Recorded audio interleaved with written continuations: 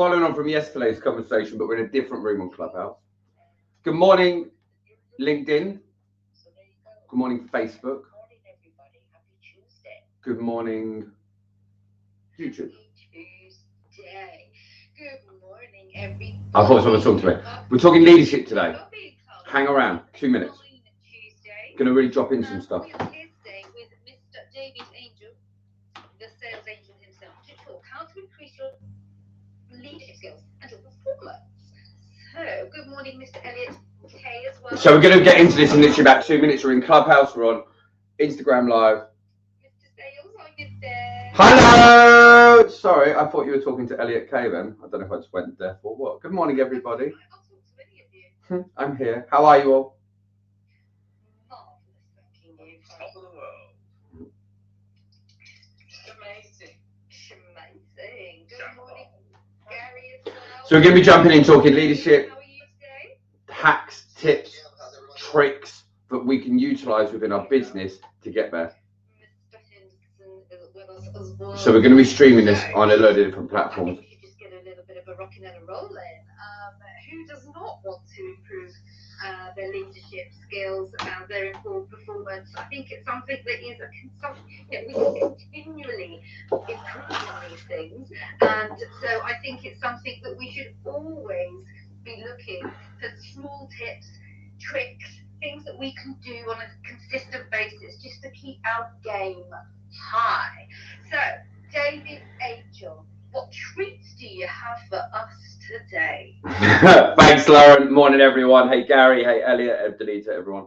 I think with leadership, we spend a huge amount of time as a solopreneur business where we spend a lot of time thinking about what do I need to do for me, but we don't take enough time to go off and effectively work out what our leadership strategy is, and suddenly you have a team when we haven't got things in the right way. So before I jump into it, what I'd like to do is we've got great people like Gary and Elliot and everyone else that's here. If anyone's got anything you guys like to share, as you guys are already here on stage, before I start jumping into mine, has anyone got anything that they'd like to share, even experience on their leadership side, what they found, learned, or what they're implementing, but other people out there before we jump into it, or should we just jump straight into it? I'm happy either way. I just want to say happy birthday to Jackie and that I'm here to learn from you. Yeah, we'll do that. The biggest thing, one thing I just would like to say, if I can, before you take the reins, so to speak, is that one of the things I've learned is listening to other people. So thinking about this, I think we often think about your leadership, think about your plan, think about your ideas, think about what you guys are trying to achieve. Think about what areas you're not necessarily being as effective in. This isn't about you're doing it wrong. It's about the fact of what can we do? What do our people need from us to get us to that next stage? And that's the whole idea of this today. So we've got to, and one of the first things we're talking about is mentors, role models. I won't mention what it is right now. And you know what I realised at that point was that people have other opinions, and when we're on stages, for example, like we are here, a virtual stage, or whether we're on our own business stage, for example, that often we're not just representing ourselves, we're representing others. So the idea behind it is we've got to make sure that we're working out who we are, what are we trying to get to, and what's the path it's going to go. So this is going to fill in some of those blanks. And we want to make sure that today is not just generic, it's specific, but there'll be some bits, a bit like a buffet. Some bits are going to work for you, some might not. Yeah, I agree. And this is one of the big things with the whole leadership side of this. When we're talking about leadership, I spoke to someone yesterday about, and we touched on this. When we're managing people, and that's what a lot of people are doing, is we're focused on managing people. We're managing a team, we're managing expectations, we're managing roles. But when we're leading, so managing is, if we're all in a location now and you're there to manage the people where they are now. As a leader, we're trying to go from a location that we're at now to a new place. Now, There's different people, different personality types, and different things that we're going to all adhere to. Some people are going to have certain ways of doing things that don't work for other people. And what I wanted to really break down today, this is more for the fact of if you're at the stage now where you're managing, you're operating in a way, but you've got a certain level of a team, or you're hiring people, or you've already got a sales team, marketing team, of some simple and effective steps which won't push the boundaries too hard, but it helps us to get our ducks in a row. Because I think for a lot of the time out there, one of the big things that we've got is when we're talking about leadership, what's your foundation? And I think for a lot of people, there's not an instant for a lot of leadership foundations. There's not an instant gratification. There's not an instant result that will necessarily bring. So a lot of people push it to one side. They focus on, and I talk about income producing activities all the time. And that's great. But as we're growing past it being us as solopreneur or small team, and we want to start growing and leading the pack, we've really got to look into what are some of those core areas. So what we're going to do is break this down into a few different sections, some subcategories in there. And then after that stage, we can jump in, we can do some questions, do some Q&As, and other people can drop some of their personalized shares within that as well. Now, as a disclaimer, I'm not saying my way is the only way. This is the way that I have been taught. This is what has been working when we're going out into businesses. And for 90% of the time, probably 80-90% of what we're talking about here is going to be accurate. But there will be some people out there that will have businesses and you want to do things in a different way. But when we're talking about leadership, it's not always about doing things. And this is one of the key things. It's not always about doing things in the way that we just want to do it. When we're looking to lead people, we're trying to do things that are going to get the team to be led in the most effective way. And this might mean that we've got to get uncomfortable. That might mean that we've got to go out and shine the light. We've got to go out into the darkness first. We've got to be the person to set the example. We've got to be the person that goes out and makes the mistakes. Often about being a leader for many people, they think of it like a dictatorship, but they send up the troops and out they go. But actually what we want to do, we want to be taking these steps with the teams. And one of the key things I think for me personally, and it's a big adaptation we've seen in the last year, and this is one of the key areas, was identifying the mentors and the role models that we want to become like. Because if you want to be a good leader, one of the first parts is, well, who's led you? How have you got to the stage you're at now? How have you got the flaws that you've got? And we've all got them. How have you got the strengths that you've got? How have you developed them? Did you develop them through choice? Did you develop them because you were forced? Because actually, if your skills have come through forced, then it might not be as effective for you when you're leading other people. Because let's hope for the best, your team's not going to be in a bad situation when they're coming into it. So what might inspire them might be very different and required than yours was a necessity. So what led us to where we are now might not be the same thing, but will lead our team in the most effective way because the environment's very different. So looking at our mentors, having hard work, yes, that's great. Having effective role models but work hard and chip in is great. But what we've really got to work out is when we're identifying role models, these will be the people for us. Who are the people that led to us to where we are now? What did I take away from them? And how am I moving now to get to that next stage? And then how do I relay all of those informations, those learnings, those skills, those attributes? How did I take them on board and how do I relay them on? We all know a huge amount of things. But there's a big difference of us knowing how to drive a car, drive a boat, fly a plane, fly a helicopter, whatever you can do, and you being able to, in a systematized and effective way, lead someone else to be able to do it to the same level, if not higher. So what we've got to look at is what are our role models? What is, who are the mentors? How have we got there? How did we build up the trust? Because it's not given, it's earned. Where did we get our level of accountability from? How do we develop our respect? Because a lot of these things, we just automatically live our life and get those things. But what we've got to be able to do as a leader is if we're going to inspire others and we're going to become a great role model, we've got to work out who are the people we're trying to inspire, who are we trying to motivate, who are we trying to coach, where are we trying to take them to, and based on the differences, not just the similarities, but the differences of who we are, what are the differences that we need to adapt to? Because for me, who's someone who wakes up at 4 in the morning, me trying to motivate everyone to rah at 5 in the morning isn't going to be a good fit for my team. But my brain works that way. So what we've got to do as a leader is be able to look at and navigate with our teams, with our people, with the people, whether it's your clients, your customers, your team, and how are we going to be able to, from their eyes, bring the very best out of them.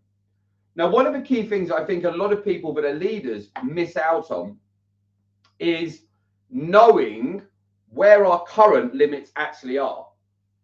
Because if we think about a racing driver, think about Formula One, Lewis Hamilton, whoever you like. If they in their whole career had never crashed a car, personally for me, I'd wonder if they knew what their limit was. They find the limits by pushing the boundaries. And then they try to take a little step back from that limit to operate at the highest possible level to get the most effective. But the great thing about when you're becoming a leader is we need to be able to, in an organized fashion, know what the limits that we have, then find other people to pick up the slack. A racing driver, they are the person in the control. So they've either got to learn to develop their own skills to handle the high speeds, the corners, for braking and all the other stuff, or someone else will just beat them. Because there's only a certain amount that the tech can do. That comes down to the manual coordination, their endurance, their fitness, their skill set. As a business owner, when you're leading people, the great thing is when you can clearly identify your limits, you can fill that, outsource that, recruit for that, so that that is either something you don't deal with, or you just have the smarts to go off and get someone else in that area. So by assessing a number of areas is really important. One, assessing our personal boundaries.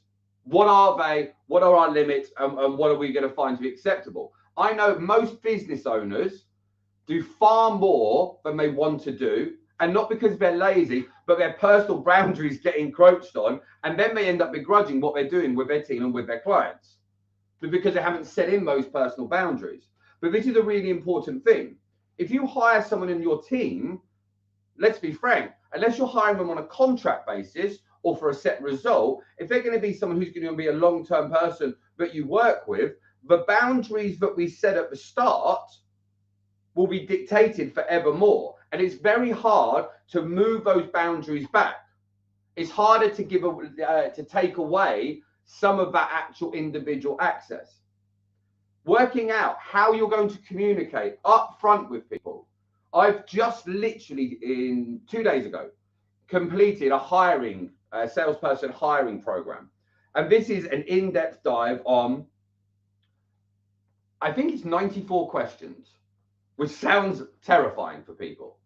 But here's the big thing. If you in an interview as a leader don't get all of the right information, you end up second guessing yourself later down the line when you're working with that person. But a lot of the time as a leader, we're not taking the time to get the communication up front, clear, concise, to one, attract the right person, two, to ensure that you're a good fit for them, because it's not just the fact of you finding the right people for you. You need to be the right person. We need to ask the uncomfortable questions and communicate that in the right way, so that when the going gets tough, that person doesn't just run off. They understand, and you understand what they do in every situation. After that, we can go off and create clear structures and expectations for that person. Now, this is a huge amount of work that can take place, but you don't have to do it all in one day.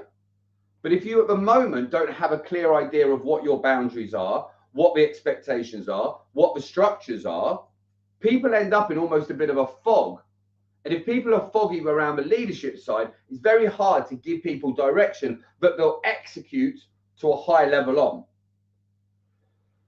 The next point on this, and this is something which some people will argue the toss about. When you're becoming a leader, having the gap of the relationship being kept professional or becoming too personal is great. You can overstep that boundary when things are good. But the problem comes when things aren't going well. And for so many leaders, I walk into so many, I think probably 4 businesses in the last 3 months where we've gone in, either the director or the manager is so friendly with the staff. And I'm not saying we should be harsh with staff, harsh with employees. I'm saying the professionalism had been overstepped to personal so far that the staff had lost the respect of the role. And that ended up being dropping off on the productivity levels, the results that we saw all the way through.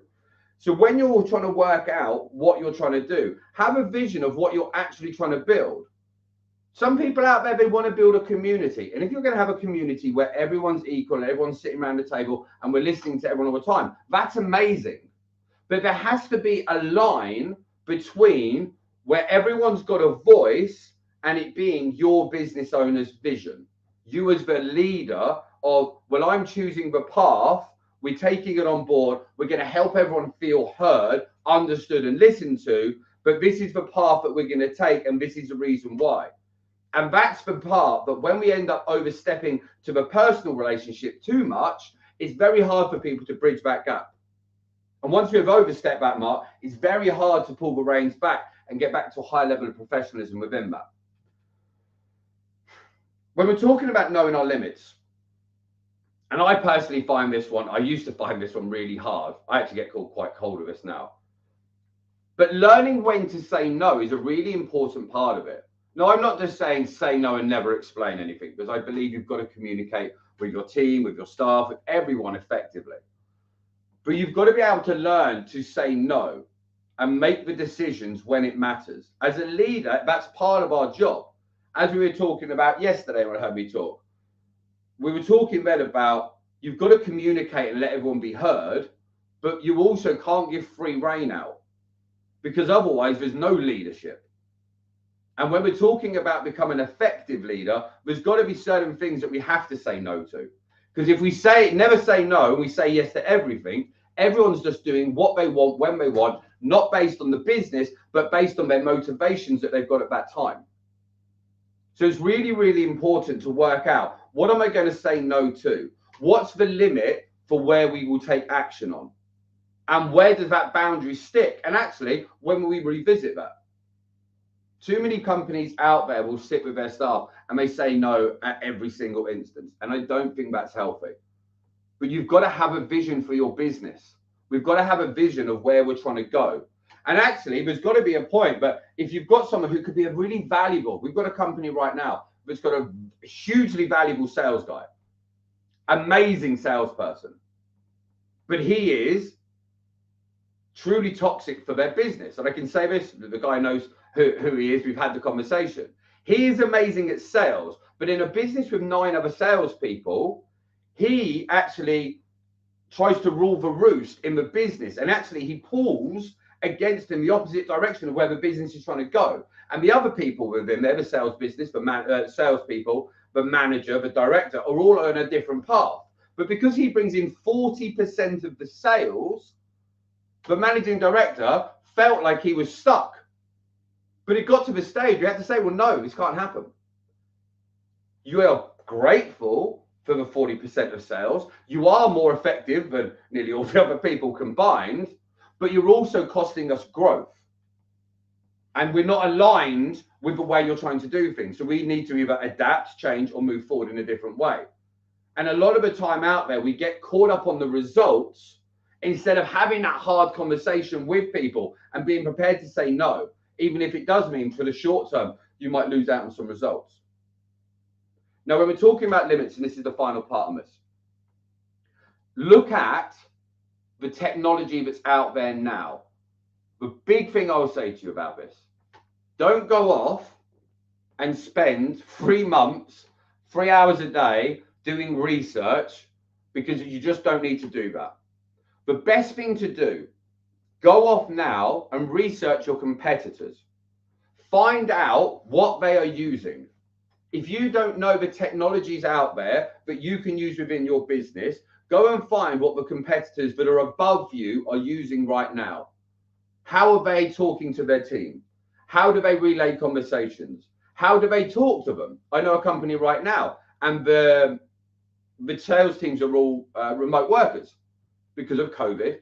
Now they've got people in different countries. So there's 14 salespeople. The manager voice notes them all every single morning.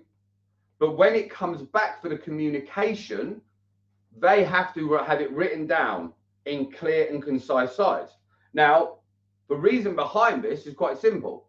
He can at a snapshot look and see the stats instead of listening to the whole message.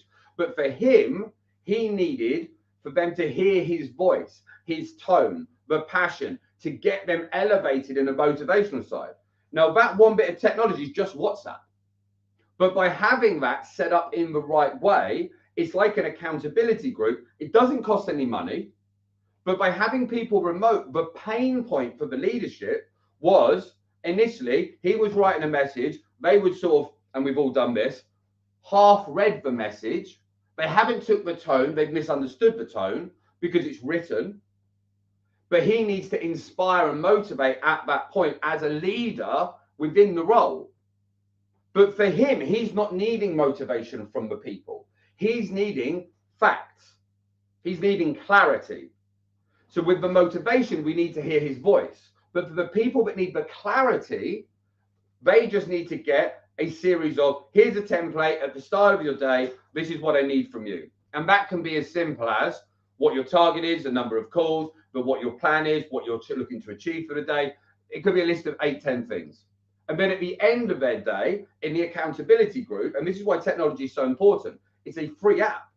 They would simply take their little list, which is saved in their notes. They add the figures in there, which is on their CRM or whatever it will be, and they post it into the accountability group. Now, because they all finish at different times, because they're remote workers and they've got flexible working, that means there's an accountability on a bit of technology, which is costing them zero money, but it's very easy to track and monitor as a leader of what's going on. And the great thing is, within the group, there's a level of accountability with a free bit of technology. And leadership isn't always about us having to be there at the front. It's giving people and empowering the people around us to become more effective at what they do. And like the rudder of the boat, adjusting it and tweaking things to keep us on the right direction. So if we've got good momentum, how can we as a leader give that momentum out? How can you find people within the business? And if you've got bits of technology that don't cost the earth, things like this will make a dramatic difference. So much so that I now have, I think it's 16 accountability groups for different businesses.